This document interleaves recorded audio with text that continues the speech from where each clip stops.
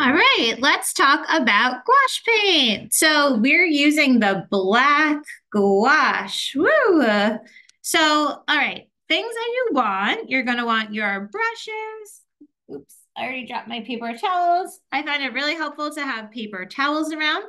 Um, you could mark out your design with a light colored pencil. So I recommend like a 2H, 4H, 6H, but you want one that's light so that you could erase your pencil lines at the end. So you don't want to use a really heavy and dark pencil or make really hard marks. You want to keep it light so that we can get rid of the pencil lines at the end. Just make sure you never erase while your paint is still wet. You want to make sure that you dry your paints completely. You also want to make sure you have containers for water and to put your paint. I really like this little guy is my favorite, but you literally can also use like anything. I also love using these. So I have a lot of yogurt in the morning, so you could put paint in one, water in the other. I'm also a fan of these like cheese containers or takeout tubs are great to use too. So you can really use like anything. Then you have your brushes, which you can use like watercolor brushes are going to be great. And yeah, and your paper. So gouache. Let's talk about it. So this gouache is it's the same thing as watercolor paint, only it is going to be super super hyper pigmented. So it has a much higher concentration of pigment in it than watercolor paint. So if you've ever used black watercolor paint, you'll notice that it's like very gray, right? Maybe you have to do a lot of layers to even getting it looking close to true black. And that's because watercolor paint is very transparent. Gouache paint, because of all the pigment, is going to come out super opaque. We're going to be able to get it to be like jet black our very first shot, which is really awesome. And I hope that you like that about it. So you'll also see you can like cover a lot of the paper really quickly with it because you don't have to do multiple layers. So a gouache paint's going to be a good paint for you if you're looking to like scale up and make really big work. I think this paint will be really good, especially if your design is a little more minimalist or on the simple side. It's a good medium to use when you want to go big and scale up your size. Let's see. So yeah, it does share some characteristics with acrylic paint, but a benefit of gouache paint is that it can be reactivated with water. So, so we can basically leave our gouache paint out, and when it dries, we can just add some water to it and we're able to use it again. If you were using acrylic paint and you left it here and it dried, you wouldn't be able to use it anymore. It would dry up and then it would just become like a plastic and you'd have to peel it off and throw it away. So I feel like it's very sustainable to use gouache paint. So I think that's good. And then also, I feel like when I was younger, I was really bad about cleaning out my brushes. I'm very embarrassed to say that, but it's true. So I ruined lots of brushes from like, I don't know, taking a nap after I painted or something when I was younger in high school. So acrylic paint would dry up on the brushes and then I wouldn't be able to use them anymore. It would just be garbage. I'd have to throw them out. But the good news is the gouache paint, you take a nap afterwards. You even take a nap for a few weeks, you'll still be able to salvage these. You can still get the paint out of it, which is really nice. I still recommend best practices. You should wash out your brushes when you're done, but it's nice to know that we have a little bit of wiggle room there. So yeah, all right. So, and one last thing to mention differences between gouache paint and acrylic is going to dry shiny. So if you look at my nails right now, they're shiny, right? They're reflecting the light. Gouache paint is going to dry matte. So there's an example. It's not reflecting the light at all, right? It's matte. M-A-T-T-E is the vocab word for that. So it doesn't reflect any light. So that's a difference also. So it's just going to depend. We're going to use the gouache paint, but it's also going to depend in the future, like what you're going for. You might like that part of the quality of it. I personally really like how matte it is. So, all right, let's get going. So I'm going to use like a toothpaste amount here. Oh, did I mention? I forgot to say this, but I always like to have paper towels on hand when I'm painting. Yeah, like a toothpaste size amount that you could see here. And then I'm gonna put some water here. the last time I gave a demo, I spilled the water everywhere when I lifted the palette up to show everyone. So I'm going to try to not do that this time. And now basically the trick with gouache is trying to get that water to paint ratio, water to paint, kind of going consistently the whole time. You're going to have to keep adjusting it.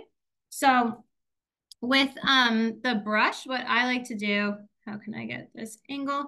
When I have the paint, say here, I'm going to put a little water on my brush, and then I'm going to pull the paint and lift, pull, lift, pull, lift. So I'm not going like this. I'm pulling and lifting, pulling and lifting. Then I'm also going to do like a flippy, pull and flip to try to distribute that paint. Then I'm going to start to go different directions, maybe making like an X or a cross. So this is what I want you to see is happening here, even if maybe you can't see it. So I'm going to put a little bit of water on my brush. I'm not going to like submerge it. I'm just going to tap a little water. And now I'm going to pull my paint. My brush was probably already quite wet because I already messed up this demo one time before recording this one, so I had to wash my brushes out. So they are maybe a little wetter than I would like. You should start with a dry brush, but all right. So now I've worked the paint around, pull, lift, pull, lift, pull, lift, and you'll see I'm going to take one shot, and oh my goodness, look, it is literally like jet black. So look how quickly I'm able to fill like an area. So you could see this, just such a good medium to go big because you only need to do one layer. So you can literally like fill shapes in jet black so fast. You'll see here where it's starting to look like grainy. That means I need more water. That means it's very dry. So more water needs to be added, and I'll pick up some more paint to get it back to that jet black. If I start to just like have too much water, it's going to start to get transparent and more gray. It's going to change the value. It's going to change the opacity. It's getting lighter and lighter. I want it to be more this jet black look is what I'm aspiring towards. I want it to look really opaque. So this is also a filbert brush. So this is one, it's shaped like a fingernail. Ooh, can we see it? Yeah, it's kind of shaped, I think, like a fingernail. But it's called a filbert. I like it because we can get these really like wide strokes. But then you can also hold it straight up and down, and you can get like a nice thin line. So I think it's a versatile brush in that way when it comes to your mark making. I also want to talk about, oh, and you'll notice when I'm switching between brushes, I don't just let it sit and sink in the water. I like to just put it on a paper towel for now. I don't really want my brush to get like waterlogged in the meantime because I'm constantly trying to maintain that water to paint balance. So this one's called a round brush. Even though it's actually very pointy looking, it's actually called a round brush. I think I need a little more paint because my brush was like so wet when I started this. I tried to dry it off. But yeah, you'll see I do this and this. So yeah, it's our round brush. I like it to get more details, but you can, if you, at the right angle and pressure, you can still get a pretty wide mark, but also you can get it to be pretty thin, so you can get a really nice thin line as well. I also don't like to drag my hand like on what I'm doing because I don't want to smudge. So personally for me, I like to lean, you can see, I like to lean my arm like on the edge of whatever surface I'm painting on. And I use that to kind of anchor myself. And then I'm drawing where my wrist and my hand are not touching the paper. So I'm doing this kind of like a little bit from a bird's eye view. But this helps me stabilize to have my forearm leaning against the desk. So yeah, so those are different brushes that we can use. Then here, I've been really into the wavy smiley face lately. Is a fun thing. So I want to talk about when you're setting up your design, one thing that really helps me and I've gotten really good feedback from my students that it helps them is areas that are going to be black. You could put a little bee, you could put a smiley face, you could put a heart, but some kind of symbol so that when you go into the zone and you've got your music on and you're having a great time, you already know where you need to paint. You don't even have to think about it. So I really recommend doing that. If you have a really complex and complicated design, you could go in sections. So you could say, just in the top left section, I'm going to mark out, I'm going to put little bees, and then I'll finish it. And then I'll move to another section and I'll put little bees if you don't want to think about it like all at once. That could be really helpful. This really helps me because it's with gouache paint, you can't undo it, especially with this opaque black. So if you put black in a spot that you didn't want to, you can't fix it. You'd either have to learn to accept the mistake, which is a great lesson in art and in life, and work it into your art in a new way, or yeah, you'd either have to live with it or just feel very sad. So at least go into it with the intention, set yourself up with less of a chance of making mistakes. But let's paint this smiley together. So even though it's just big shapes, I want to leave this white, white, and white. So I don't know, I'll just put some little bees here. So I remember, just in case. And then, yeah, I'm going to use, actually, you know what? I'll put the paint, put it here. So maybe you can see a little more of what I'm doing. So yeah, I'm going to use the round brush. I'm pulling, lifting to work my paint around to get it nice and even. And then I'm going to use this round brush to go around the edges of things. And I'm doing a pretty quick job because it's our demo, but you can take your time, but you'll see like, this is what's so great about gouache is like, we can really get a lot of mileage really fast. And in one shot where we don't, to get it to be jet black, we just like don't have to use a lot of layers. Also, when it dries, it's pretty even. So we don't even have to, like you won't even really see like the brush strokes. Like actually, I finished this one. I think it looks like a Ninja Turtle, but you can see like you don't, it's all, you can see that part's still wet, but it's like very even. You don't really even see like the brush strokes at all, which is really nice. But okay, let's finish this together. Let's have a painting party.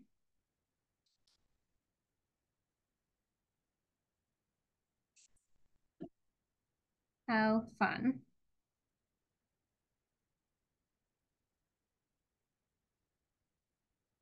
I'm using this smaller brush. And then for the big areas, I'm gonna use the filbert. Ah.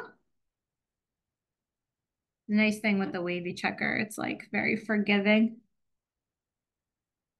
versus like things that have like hard angles and stuff. So if I mess up a little, it's no big deal. You can really work it into the design. It's not as stiff.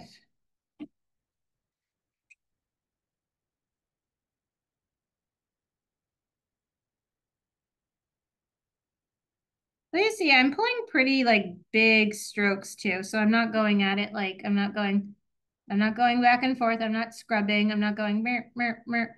I'm trying to pull like pretty confident strokes as well. Should help. And now it's looking a little dry. So I know I need a little more water. Woo! Okay, now I want to fill in with my filbert brush. But you could use any like bigger brush. You could also use a smaller brush. I just want to, I want it to go fast. I think I'm gonna need some more paint. So yeah, you're constantly trying to maintain that paint to water ratio. So I'm just adding a little bit more. And then I'm working it, I'm going pull, lift, flip, crisscross. Ooh, that was got a glob of paint there. So I'm gonna work it around.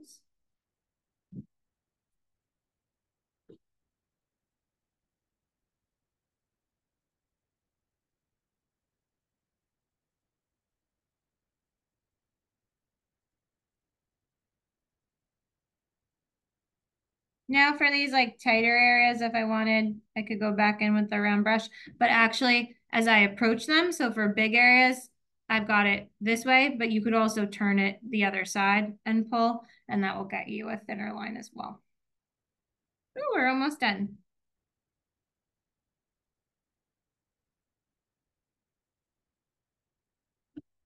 Yeah, so that's our gouache techniques. Right now, it looks very streaky because it hasn't dried yet, but when it dries, it should look quite even and smooth, which will be super nice. So, yeah.